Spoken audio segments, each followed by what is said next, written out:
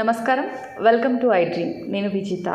ప్రస్తుతం మనతో పాటు ఉన్నారు ఆస్టర్ ప్రైమ్ హాస్పిటల్ నుంచి senior neuro surgeon doctor Ranganathan గారు.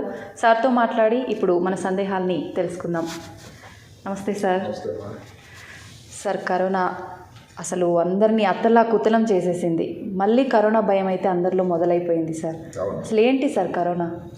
అంటే కరోనా గురించి ఇంతకుముందు మనం చేసుకున్న చాలా ప్రోగ్రాంలో కూడా ఒక మాట చెప్పాను నేను, కరోనా మన మధ్యనే ఉంటుంది. అంటే కరోనాతోనే మన జీవనం గడపాలి అని. అంటే అప్పట్లో ఇదేదో నేను అందరూ భయపెడుతున్నాను కొంతమంది అనుకున్న మాటలు సహజమే. ఆ వైరస్ తాలూకు రూపాంతరం పద్ధతి అదండి. ప్రమాదం తగ్గొచ్చు. ఏదైతే దేంట్లో సెకండ్ వేవ్లో చూసిన ఆహాకారాలు, ఆక్సిజన్ కొరత, ఇది లేదు అది లేదని ఇబ్బందులు అవన్నీ పోవచ్చు. బెడ్లు దొరకలేదు హైదరాబాద్ నగరంలో. అసలు ఎక్కడైనా ఒక హాస్పిటల్లో బెడ్ దొరికితే అదృష్టవంతంగా భావించేవాళ్ళు. అలాంటి గడ్డు పరిస్థితి అయితే ఇప్పుడు రాపోవచ్చు. అంటే అంత ప్రమాదకరం కాదా? అంత ప్రమాదకరం కాదేమో. ఎందుకంటే ఇప్పుడు ఇచ్చినటువంటి ఈ వైరస్ తాలూకా రూపాంతరం ఏదైతే ఉందో అది ఓమైక్రాన్ నుంచే వచ్చింది, JN.1 అని. ఇది ప్రపంచమంతా కూడా ఇప్పుడు దాని తాలూకు వ్యాప్తి ఉంది. మీరు అమెరికా నుంచి మొదలు పెడితే అమెరికాలోను, బ్రెజిల్లోను, చైనాలోను, జర్మనీలోను, మన పక్క దేశాలైనటువంటి ఇక్కడ సింగపూర్, మలేషియా, ఇండోనేషియా, ఇన్ని దేశాలు. అదే కాకుండా నిన్నే ప్రపంచ ఆరోగ్య సంస్థ WHO వాళ్ళు ఒక మాట ఇచ్చారు. అంటే వాళ్ళు ముందు ఈ కోవిడ్ వచ్చినప్పుడు కూడా కోవిడ్ ఆఫ్ ఇంట్రెస్ట్ అని, ఏది వేరియంట్ ఆఫ్ ఇంట్రెస్ట్ అని, వేరియంట్ సీరియస్ అని వాటికి ఒక నామకరణం చేస్తూ ఉంటారు. పాత మనం ఇప్పుడు సెకండ్ వేవ్ అప్పుడు ఏంటంటే వేరియంట్ ఆఫ్ సీరియస్నెస్ అని, అంటే చాలా ప్రమాదం అని. ఇప్పుడు వేరియంట్ ఆఫ్ ఇంట్రెస్ట్ అంటే మనం ఒక అబ్జర్వ్ చేయాలి, ప్రమాదం అయితే ఏమీ లేదు అని. అయితే ఇప్పుడు చిన్న విషయం ఏమిటంటే కేరళలో వచ్చింది. అది ఎందుకో కేరళ ఎన్నిసార్లు నేను చెప్పాను, కేరళ డిసెంబర్కి ఏమిటో ఆ సంబంధం కానీ నాకు తెలియదు. కానీ కోవిడ్ వచ్చినప్పుడు కూడా డిసెంబర్ 29 నాడు 2020లో మొదలైంది ఫస్ట్ కేసు కోవిడ్ కేరళలో, మన దేశంలో. ఎక్కడో వుహాన్కి వెళ్ళి చదువుకొని వచ్చినటువంటి ఒక మెడికల్ స్టూడెంట్. ఇప్పుడు కూడా మళ్ళీ కోవిడ్ కేసు డిసెంబర్ 15వ తారీఖున వచ్చింది. నవంబర్లో వచ్చాయి ఆల్రెడీ, డిసెంబర్లో ఎక్కువైనాయి. ఒక్క కేరళలోనే అన్ని ఎక్కువ కేసులు. ఒక అదృష్టం అందరికంటే చెప్పాల్సింది ఏమిటంటే ఈసారి వచ్చిన వేరియంట్ ప్రమాదకరం కాదు అని చెప్పడానికి మొట్టమొదటి వ్యక్తి ఎవరైతే కేరళలో నమోదయ్యారో 79 సంవత్సరాల స్త్రీ, ఆమె పూర్తిగా కోలుకున్నారు. కాబట్టి భయపడాల్సింది లేదు. అయితే మేము ఈ మరణాలు ఎందుకు జరుగుతున్నాయి? ఈ మరణాలు ఏదైతే కర్ణాటకలో ఒక మరణం జరిగింది, కేరళలో 5-6 చనిపోయారని మనం విన్నామో దాని కారణాలు వాళ్ళు విశ్లేషణ చేశారు. ఇక్కడ కోవిడ్ తాలూకా ఇబ్బంది వల్ల కన్నా వాళ్ళకు సహజసిద్ధంగా ఉన్నటువంటి వ్యాధుల వల్ల, ఉదాహరణకు 65 పైబడిన వాళ్ళు, సీనియర్ సిటిజన్స్, షుగర్ ఉంది, బీపీ ఉంది, ఏదో ఆర్గాన్ ట్రాన్స్ప్లాంట్ అంటే కిడ్నీ కానీ లివర్ కానీ మార్పిడి అయింది, ఊబకాయం ఉంది, ఇంకా దేనికైనా మార్పు బైపాస్ సర్జరీ అయింది, ఇలాంటి వ్యాధులు ఉన్న వాళ్ళలో జరుగుతుంది అని. అంటే వేరే ఏదైనా డిసీజ్ ఉన్నప్పుడు ఇది అటాక్ అయితే మన కోవిడ్ టైంలోనే దీని పేరు కోమార్బిడ్ ఫ్యాక్టర్స్ అని. అంటే వయసుతో సహా ఉండేటువంటి మిగతా స్వయంగా ఉండేటువంటి ఇబ్బందులు, అలాంటివి ఉన్న వాళ్ళకి ఈ రోగ నిరోధక వ్యవస్థ ఏదైతే ఇమ్యూన్ సిస్టమ్ అనేది కొంచెం కుదేలవుతుంది. వాళ్ళలో ఇలాంటి ఇబ్బందులు రావడానికి ఆస్కారం ఉంది. అప్పటి నుంచి మనం చెప్పుకున్నాం. అందుకనే కోవిడ్ టైంలో కోవిడ్ కోసం ఇచ్చే మందులతో సహా ఇమ్యూన్ సిస్టమ్ పెరుగుదడానికి సరే కొంతమంది పెద్ద మనుషులు చాలామంది మీరు చికెన్ తినండి బాగుంటుందని, లేకపోతే డ్రై ఫ్రూట్స్ తినండి, అక్రోట్ తినండి, రకరకాల మొత్తం మీద ఏదన్నా కానీ ఇమ్యూన్ వ్యవస్థని పెంపొందించాలి అనేటువంటి ఒకే ఒక ఆలోచన. ఇప్పుడు కూడా ఈ 4-5 మరణాలు ఏదైతే ఉన్నాయో కేరళలోనూ 5-6, ఒకటి ఏదైతే కర్ణాటకలో కూడా దానివల్లే అని. మన రాష్ట్రం ఇంతవరకు తెలుగు రాష్ట్రం, రెండోది మన పొరుగు రాష్ట్రం ఏదైతే ఆంధ్ర రాష్ట్రంలో ఇంతవరకు ఒక కేసు కూడా నమోదు కాలేదు. మన దగ్గర తెలంగాణ రాష్ట్రంలో మాత్రం ఇప్పటికీ దగ్గర 6, ఇంకా ఏదో పెరుగుతుంది. నిన్న కొంతమంది 8 అన్నారు కేసులు అయితే నమోదున్నాయి. ఇందులో కూడా ఏది కూడా హాస్పిటల్లో అడ్మిట్ అయ్యి వైద్యం చేయాల్సినంత అవసరం అయితే లేదు. అంటే ఇదే పరిస్థితి ముందు కూడా కొనసాగుతుందంటారా సార్? ఇంకా సీరియస్ అయ్యే అవకాశం ఏమైనా ఉందంటారా? సీరియస్ అవ్వడం అన్నది ముందు నేను దానికి ఆన్సర్ చెప్తాను, అవకాశం తక్కువనే చెప్తున్నాను. ఇది కూడా ప్రపంచ ఆరోగ్య సంస్థ వాళ్ళు చెప్పింది. ఎందుకు సీరియస్నెస్ అయిందంటే ఫస్ట్ సెకండ్ వేవ్లో అప్పుడు ఉన్న వైరస్ తాలూకు ఇబ్బంది ఏమిటది, ఊపిరితిత్తుల మీద ప్రభావం వచ్చి ఊపిరితిత్తుల తెల్లగా అయిపోయి గాలి తీసుకోవడం, ఆక్సిజన్ అక్కడ సోకకుండా ఉండిపోయి వెంటిలేటర్ రిక్వైర్మెంటు, ఇంకా వరుస ఆక్సిజన్ సిలిండర్లు, ఆక్సిజన్ కాన్సన్ట్రేటర్స్, మీరు ఇంక ఏదైనా అడగండి. రెండు మూడు కారణాల వల్ల అంత ప్రమాదం రావడానికి ఆస్కారం లేదు. ఏదైతే బెడ్లు దొరకడానికి ఈరోజు భారత ప్రభుత్వం, తెలంగాణ ప్రభుత్వం చాలా రెడీగా ఉన్నారు. ఆక్సిజన్ కాన్సన్ట్రేట్లు ప్రతి ఎక్కడ కావాలంటే అప్పుడు రెడీగా ఉన్నాయి. ప్రతి ఇంటిలో అది సెకండ్ వేవ్ ధర్మం అని ఒక ఆక్సిజన్ పలస ప్రజల్లో వచ్చింది చాలా వరకు అవగాహన. అదే కాకుండా డాక్టర్లు వాళ్ళలో వచ్చింది సరిగదా. ప్రభుత్వం కూడా అప్పుడు ఏదైతే కాళ్ళ కింద కార్పెట్ లాగేసినట్టుగా అమ్మో అయిపోయింది కష్టపడ్డారో, ఇప్పుడు అవన్నీ పరిస్థితులు పాత అయిపోయినాయి, హిస్టరీ అయిపోయింది సరిగదా. ఒక ముఖ్యమైన విషయం ఏమిటంటే 221 కోట్ల వ్యాక్సిన్ అందాయి భారతీయులకి. అదే కాకుండా Indian council of medical research అని ఒకటి ఉంటుంది సంస్థ ఇక్కడ ఢిల్లీలో, ఆరోగ్యం సంబంధించిన దానికి పరిశోధన సంస్థ. వాళ్ళ ప్రకారం ఒక్క డోసు వ్యాక్సిన్ ఇస్తే 90% మందికి ఇబ్బంది రాకుండా ఉండడానికి, వచ్చినా కూడా ప్రమాదం లేదు, ప్రాణాపాయం లేదు అని చెప్పినటువంటి గొప్ప పరిశోధన. ఇది ఎంత సంతోషకరం చెప్పండి. పాత రోజులు పోయిన వ్యాక్సిన్ వేయించుకోమంటే చెట్టెక్కిపోయి వెళ్ళిపోవడం, రకరకాల ఏది పడవలు దాటి నావల దాటి వెళ్ళి వాళ్ళని కన్విన్స్ చేసి రిక్వెస్ట్ చేసి గడ్డం పట్టుకొని చేయించాల్సినటువంటి పరిస్థితి వచ్చినా దాని తాలూకు ఉపయోగమే ఈ రోజున ఎంత మనం కంఫర్టబుల్గా గాలి తీసుకోగలుగుతున్నాం అంటేనే. ఎందుకంటే ఎంతమందికి అయితే వ్యాక్సిన్ కవర్ అయిందో దానివల్ల వ్యాక్సిన్ తీసుకున్న వాళ్ళకు కూడా కొంత ఉపయోగం అవుతూ ఉంది. ఎందుకంటే వైరస్ తాలూకు పనితనం తగ్గిపోయింది, పస తగ్గిపోయింది, వ్యక్తి తాలూకా ఇమ్యూన్ పెరిగింది. సో ఇక్కడ ఆ యుద్ధంలో ఇప్పుడు మనిషి గెలిచాడు కాబట్టి ఇక్కడ తలంచక తప్పదు వైరస్కి. కాబట్టి ఇప్పుడు కేసులు పెరుగుతున్నాయి, ఏం పర్వాలేదు అని కాకపోయినా డెఫినెట్గా ఇప్పుడు ఈ నెలంతా కూడా ఇప్పుడు ఈ రోజునే కొన్ని వందల పెళ్ళిళ్ళు ఉన్నాయని విన్నాను నేను. దగ్గరలో క్రిస్మస్ వస్తుంది, అందరం సంతోషంగా జరుపుకోవాలి. సంక్రాంతి, ఏ మతం వారికి వాళ్ళ పండుగలు వస్తున్నాయి. అక్కడ మరి జనసామర్థ్యం ఉండేటట్టయితే వైరస్కి అది ఒక పెద్ద ఆటపట్టు అనమాట, ఆయువు పట్టు అవుతుంది అక్కడ. అంటే అక్కడ ఇక్కడ ప్రబలడానికి ఎవరికైనా వచ్చిందంటే ఇక్కడ అవకాశం ఉంది. కాబట్టి ఒకసారి అడుగు పెట్టిన తర్వాత వైరస్ ఆపేయగలం అనేది లేదు, మన చేతిలో లేదు, అది ఇంకా వెళ్తూనే ఉంటుంది. కాబట్టి గత వారం నుంచి కూడా భారత ప్రభుత్వం అప్రమత్తమై ఏదైతే హెల్త్ మినిస్టర్ గారు ఉన్నారో అందరికీ సూచనలు, ప్రతి రాష్ట్రం తాలూకా ముఖ్యమంత్రులు ఏదైతే యూనియన్ టెరిటరీ వాళ్ళ తాలూకా హెల్త్ మినిస్టర్స్తో వాళ్ళు మాట్లాడుతూనే ఉన్నారు. ఏ కేసు నమోదైనా కానీ ప్రతి జలుబు దగ్గు ఉన్న పేషెంట్లకు ప్రతి వాళ్ళకు కూడా ఈ టెస్టులు చేయాలి, ఆర్టీపీసీఆర్ అని, దాన్ని కొంచెం వెరవకూడదని, ఏదైనా నోటిఫై అయినట్టయితే దగ్గర ఉన్నటువంటి స్టేషన్స్ కానీ లేకపోతే జీనోమ్ సీక్వెన్సింగ్ చేయాలి అని ఉంటుంది, ఇన్సాకాగ్ అని, వాళ్ళకి ఇన్ఫర్మేషన్ పంపించాలి.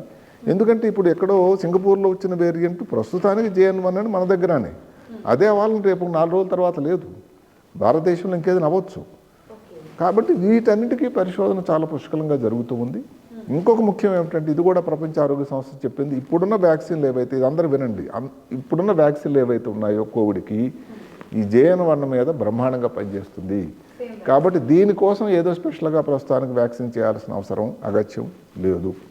ఆల్రెడీ వేసుకున్న వాళ్ళు ఉన్నారు కదా సార్, మళ్ళీ వేసుకోవాల్సిన అవసరం ఉందా అంటే ఇక్కడ 2 మాటలు ఉన్నాయి. ఎవరైతే 2 మోతాదులు వేసుకున్నారో బూస్టర్ డోసు అప్పుడు కూడా వేసుకోమని చెప్పారు, ఇప్పుడు కూడా వేసుకోకపోతే వేసుకుంటే మంచిది, ముఖ్యంగా 60 సంవత్సరాల పైవాడు. ఇప్పుడు కర్ణాటక రాష్ట్రంకి వెళ్తే అక్కడ ఆ ప్రభుత్వం వారు ఏం చెప్పారంటే 60 నుంచి 60 పైబడి ఎవరైతే కోమార్బిడ్ ఫ్యాక్టర్స్ ఉన్నారో వాళ్ళు మాస్క్ ధరించండి, మధ్యలో సామాజిక దూరం పాటించండి అని ఇలాగ చెప్తూ ఉన్నారు, అందరికి కాకపోయినా. అంటే ఎవరైతే హై రిస్క్ గ్రూప్ అంటాం, ఈ వైరస్కి ఏంటంటే హై రిస్క్ గ్రూప్ అని ఉంటారు, వాళ్ళు జాగ్రత్తలు తీసుకుంటే మంచిది. మన రాష్ట్రంలో కూడా ఎవరైతే హై రిస్క్ గ్రూపుల వాళ్ళు ఉన్నారో కొంచెం తగ్గించడం ఇది బెటరు. ప్రతి పండుగ కూడా జరుపుకోవడం అనేది తప్పకుండా వాళ్ళ హక్కది, కాదనడానికి ఎవరికీ లేదు. అక్కడ కూడా కొన్ని ఈ నియంత్రణలు పాటిస్తూ ఉంటే మనం 2వ వేవ్ అన్నది మనం ఏదైతే ఒకసారి ఫోన్ చేసి ఎవరికన్నా ఎలాగున్నారండి ఫలానా ఇంటి దగ్గర పలకరించడానికి భయపడేవాళ్ళు. కారణం ఏంటంటే ప్రతి ఇంటి దగ్గర ఎవరో ఒకరు దగ్గర వాళ్ళు బంధువులు జరిగిపోయారు. అలాంటి పరిస్థితి మళ్ళీ రాకూడదు. కాబట్టి మనం అందరం కోరుకునేది కూడా ఏమిటంటే మన తరపు నుంచి మనం ప్రభుత్వం ఏం చేశారని చెప్పే ముందు మన తరపు నుంచి ఏం చేస్తున్నాం నియంత్రణ, ఇది చేస్తూ ఉంటేనే కదా అందరూ దానికి సమిష్టి కృషి. అంతే సార్. వ్యాక్సిన్ అనేది ఇప్పుడు హైదరాబాద్ నగరం వ్యాక్సిన్కి అడ్డా అయిపోయింది కాబట్టి అది ప్రాబ్లం ఏం లేదు. ఫస్ట్ ఆఫ్ ఆల్ అసలు రాకుండా ఉంటేనే వచ్చినా కానీ 3-4 రోజులు అయిపోతుందట, రికవర్ అయిపోతున్నారు పేషెంట్లు. దగ్గు, జలుబు, ముక్కు పడిశం, ఆయాసం తక్కువ ఉంది లక్కీగా. ఈ జ్ఞాపక శక్తి ఏదైతే ఉందో మర్చిపోవడం, బ్రెయిన్ ఫాగ్ లాంటి ప్రస్తుతానికి ఇంతవరకు నమోదు కాలేదు. అందుకని ఏదైతే ఇంగ్లీష్లో అప్పర్ రెస్పిరేటరీ ట్రాక్ట్ ఇన్ఫెక్షన్ అంటాం, అలాంటి ఇన్ఫ్లుయెంజా, H1N1 ఇవే వచ్చిన టైప్లోనే ఉంది ప్రస్తుతానికి. ఇబ్బంది అలా ఏమిటి, ఎవరికి కోవిడ్ ఉంది, ఎవరికి కోవిడ్ సోకింది లేదని తెలియాలంటే అందరికీ ఆర్టీపీసీఆర్ చేయాల్సిందే. కాబట్టి ఉదాహరణకి ఇప్పుడు ఆ పర్సంటేజ్ తీసుకుంటే తెలంగాణ రాష్ట్రంలో 0.3% అట. భారతదేశంలో చూసుకున్నట్టు ఈవెన్ కేరళలో కూడా పాజిటివిటీ రేట్ అనేది 1.7%. అంటే చాలా తక్కువ. అయినా పరీక్షలు అందరికీ చేస్తాను. ఇప్పుడు ఎవరికి వస్తుందో కోవిడ్ అని నాకు తెలియదు కదా. కాబట్టి పరీక్షలు చేయటం, ఆర్టీపీసీఆర్ చేయడం అంటే చాలా అవసరం. నియంత్రణ పాటించండి, మాస్క్ ధరించండి, వ్యాక్సిన్ వేసుకుంటే హ్యాపీగా ఉండండి. ఎవరైతే 60-65 సంవత్సరాల వాళ్ళు ఉన్నారో, కోమార్బిడ్ ఫ్యాక్టర్స్ ఉన్నారో, బూస్టర్ డోస్ కానీ వేసుకోకపోతే బూస్టర్ డోస్ వేసుకోవడం కూడా మంచి ఆలోచన. ఓకే. అయితే సార్ చాలా మందిలో అపోహ ఏంటంటే ఇంతకుముందు వ్యాక్సిన్ ఎవరైతే వేసుకోకుండా స్కిప్ చేశారో వాళ్ళకి ఎక్కువగా ఇప్పుడు ఈ వేరియంట్ అనేది వచ్చే అవకాశం ఉంది. ముందుగా ఇంతకుముందు 1 కానీ 2 కానీ కోవిడ్ ఎవరికైతే వచ్చిందో వాళ్ళకే ఇప్పుడు ఈ వేరియంట్ వచ్చే అవకాశం ఉంది అని, అదెంతవరకు నిజం సార్? అంటే ప్రస్తుతానికి అది పుకారు కింద చెప్పాలి. దానికి సంబంధించినటువంటి ఏదైతే గణాంకాలు మన దగ్గర లేవు. ఇప్పుడు ఇందాక చెప్పుకున్నటువంటి ICMR సంస్థ ఏదైతే భారతదేశానికి అగ్రగామి, అదే కాకుండా ప్రపంచ ఆరోగ్య సంస్థ ప్రపంచానికి అగ్రగామి, ఎక్కడ కూడా ఈ వ్యాక్సిన్ తీసుకునే వాళ్ళకి ఈ ఎక్కువ సోకింది అని మన దగ్గర లేదు. థియరిటికల్గా మాత్రం అవకాశం అయితే ఎక్కువే ఉంది డెఫినెట్లీ. కాబట్టి వ్యాక్సిన్ కానీ వేసుకోకపోతే మళ్ళీ లైన్ కట్టండి, వ్యాక్సిన్ వేసుకోవడమే మంచిది. కానీ ఇప్పుడు వచ్చినటువంటి, నేను ఎవరిని భయపెట్టేదానికి చెప్పేదే కాదు ఇక్కడ, వ్యాక్సిన్ వేసుకోని వాళ్ళకి వస్తుంది, సోకుతుంది అని ఇప్పటికున్న మన సమాచారం గత 2 నెలల్లో మాత్రం ఎక్కడా లేదు. అయితే సార్ జాగ్రత్తలు తీసుకోవాలంటే ఎటువంటి జాగ్రత్తలు తీసుకోవచ్చు సార్? జాగ్రత్తలు అంటే పాతకాలం మాటలు ఆవు వ్యాసం లాగా, అదే చిన్నపిల్లలు అందరూ అదే వ్యాసం రాస్తారని ఏదో సామి జోక్ ఉంది. అలాగే ఏమిటంటే మాస్క్ ధరించాలి, ఏదైతే సామాజిక దూరం పాటిస్తూ ఉండాలి, చేతులు కడుక్కోవడం వరకు ఇంక చెప్పలేదు, కానీ కడుక్కుంటే నష్టమేం లేదు. ఎవరైనా దగ్గు జలుబు ఎదురుగా దగ్గుతుంటే వాళ్ళకు కూడా ఒక బాధ్యత ఉంది, మాస్క్ వేసుకోవాలి. మీరైతే తప్పక వేసుకోండి. అదే కాకుండా దగ్గు జలుబుగానే ఉన్న వాళ్ళు తప్పకుండా ఆర్టీపీసీఆర్ చేయించుకోవాల్సిన అవసరం ఉంది. వాళ్ళకి, వాళ్ళ బంధువులకి, వాళ్ళకి ఎవరికైనా కానీ అది సోకిన 4 రోజుల్లో సెటిల్ అయిపోయినా మీకు రాకుండా ఉండాలంటే ఐసోలేషన్కి వెళ్ళాలి. డాక్టర్ గారి పర్యవేక్షణలో అవసరమైన మందులు వాడుతూ ఉండాలి. బీపీ షుగర్ కోసం వాడుతున్న మందులు కాకుండా దానికోసం మందులు, ఏ మందులు వాడాలని డాక్టర్ గారు చెప్తారు. ఇప్పుడు లక్కీగా ఏదైతే సెకండ్ వేవ్ అంత ప్రమాదమైన పరిస్థితి, దాటని పరిస్థితులు లేవు. లాక్డౌన్ అనేది నా ప్రకారం ఈసారి కూడా వచ్చేదానికి ఆస్కారం అసలు ఏమాత్రం అవకాశం లేదని చెప్పాలి, మన ముందు చెప్పిన కారణాల వల్ల. కానీ సార్ అంటే అంత ప్రమాదకరం కాకపోయినా కేసులు పెరగకుండా చూడాలి అంటే లాక్డౌన్ అనేది పెడితే బాగుంటుంది. కానీ 6-8 కేసులకి అక్కడ లక్షల కేసులు వేరు, 8-10 కేసులు 150 కేసులకు లేదు. ఎందుకంటే ఇది చాలా ప్రాబ్లం ఏంటంటే ఇప్పటికే భారతదేశం ఏం చెప్పుకుంటున్నామంటే మనకు 3 ట్రిలియన్లు ఎకానమీ అయింది, దగ్గరలో 4 ట్రిలియన్లు, ఇప్పుడు 5వ నంబర్ ప్రపంచ దేశాలు ఆక్రమించి ఉన్నాము అని మనం చెప్పుకుంటున్నాం. అప్పుడు ఎంత కష్టమైందో, ఎంత వెనక్కి వెళ్ళిపోయిందో. కాబట్టి ఎకానమీ దృష్టిలో కూడా పెట్టుకొని, అందరి మంచి కూడా దృష్టి, అందరి బాగోగుల దృష్టిలో పెట్టుకున్నట్టయితే, జాగ్రత్తలు తీసుకున్నట్టయితే, వ్యాక్సిన్ అనేది ఒక మనకు అద్భుతమైనటువంటి మనకి ఆయుధం మనం వాడుకున్నాం. కాబట్టి దానివలన మనకు పెద్ద కవచం వచ్చింది సహజ సిద్ధంగా. కాబట్టి ఇప్పుడున్న JN1 మనకి ఏది చేయలేదని నాకు అనిపిస్తుంది. ఓకే. నిజంగా అంటే ఇది కేసెస్ ఎప్పుడైతే వచ్చినాయని తెలియగానే ప్రతి ఒక్కరు అమ్మో కరోనా మళ్ళీ వచ్చింది, అది ఇంకా ప్రమాదకరం అంట అనే అపోహలు అయితే చాలా మందిలో ఉన్నాయి సార్. కానీ నేను చూస్తున్నాను ఇప్పుడు నా మాటకు ఉదయం నుంచి కొన్ని పెళ్ళి దగ్గరికి వెళ్ళొచ్చాను. నేను ఎక్కడ ఎవరు మాస్క్ ధరించట్లేదే, నేను ఒక్కడనే ఆడ్ మ్యాన్ అవుట్గా అనిపించాను నాకు. అంటే నేను అదే మాస్క్ వేసుకొని, అంటే నేను జోకులు వేసేట సమయం కాకపోయినా డెఫినెట్గా ఈ ముందు ఏదైతే మనం కోవిడ్ ప్రభుత్వాలు దీనికి నిషేధం విధించక్కర్లేదండి. మన తరపు నుంచి స్వయంగా కొంత చేయాలి. ప్రతిదీ ఎవరి మీద నిందించే ప్రయత్నం చేయటం వల్ల దానివల్ల ఉపయోగం లేదు కదా. మాస్క్ వేసుకోండి, పర్టికులర్ మీ వర్క్ ప్లేస్లోకి వెళ్ళేటప్పుడు వేసుకోండి, ఇంటి దగ్గర ఉన్నప్పుడు వేసుకోకండి. ఒకప్పుడు సెకండ్ వేవ్లో ఏమిటంటే కారు నడిపిస్తున్నా కూడా 2 మాస్కులు వేసుకోవాలని పోలీసుల వాళ్ళు వచ్చి అడిగేవాళ్ళు. ఇప్పుడు అలాంటి పరిస్థితి లేదు, గడ్డు పరిస్థితి. కానీ జాగ్రత్తలు తీసుకోకపోవడం వల్ల మాత్రం ఏదైతే మీరు అడిగారో, ఇప్పుడు 3 రోజుల క్రితం తెలంగాణలో 1 కేసు నమోదు కాలేదు, ఇప్పుడు 8 కేసులు నమోదయ్యా. అంటే ఇప్పుడు ఏది ఆపగలదు చెప్పండి? వైరస్ అన్నది దాన్ని ఆపే శక్తి లేదు. అయితే మనకు ఉన్నటువంటి సహజసిద్ధమైనటువంటి కవచం రెడీగా ఉంది. వ్యాక్సిన్ టీకా అనేటువంటి ఒక కవచం ఉంది. కాబట్టి అది ఏది చేయలేని పరిస్థితిలో ఉంది, చేయలేదు కూడాను, ఏది ఇబ్బంది పెట్టలేదు.